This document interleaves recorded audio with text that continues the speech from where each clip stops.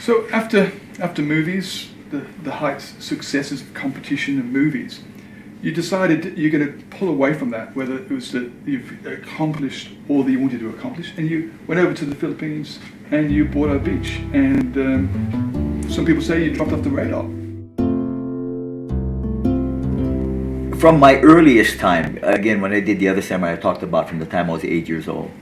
Well, when my mother died, that experience really changed me completely, instantly. It was not an evolutionary, progressive change.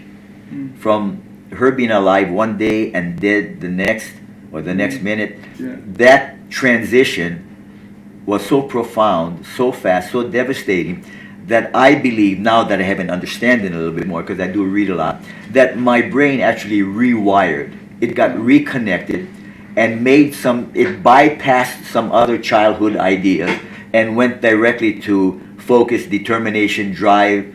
It went to these ideas. And so from a very young age, I was always considered, even by my classmates, to be older in my mannerisms and attitude than I was at my age. So a lot of times people already looked up to me, even though they were my classmates at the same age, because I had a different attitude. I was more serious, I was more focused, more dedicated, and so that started much younger. So it was not having to become someone that was driven, motivated. I was already that way. But the primary thing for me was I had a lot of questions I wanted answered about myself too. Most of it, obviously, was that I wanted to find out, because when I was competing, everyone, even the good ones, always would ask, how come you're so lucky? How come you're so successful? How come you win all the time? And I thought and believed that what I was doing was perfectly natural. I should be doing this. So it's not unusual for me to win, but they think... They're all doing it wrong. Well, it's not that it's wrong. It's different, and it's not working for them. So if it's not working, then you have to change. You have to make the adaptation. Well, I had to make none. So if I wasn't training and practicing to fight and I was still winning, what do I have to learn? I don't have to do that.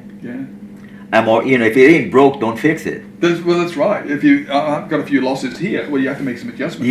Yes. So it was really the mindset that drove you to the success. I would like to. I'm not correcting you. So no, it wasn't a mindset that drove me. Sure. It is who I already am. Okay. So you evolved into this different person. Yeah, I was this idea already. So I never had to become something. And I realized that the questions people were asking, they were asking the deficiencies in talent and ability that they wanted to aspire to and to attain. So that means they were not it. They were not it at the time. They wanted to attain those qualities to be successful, because they were not successful all the time. But I already had that. It was already who I am.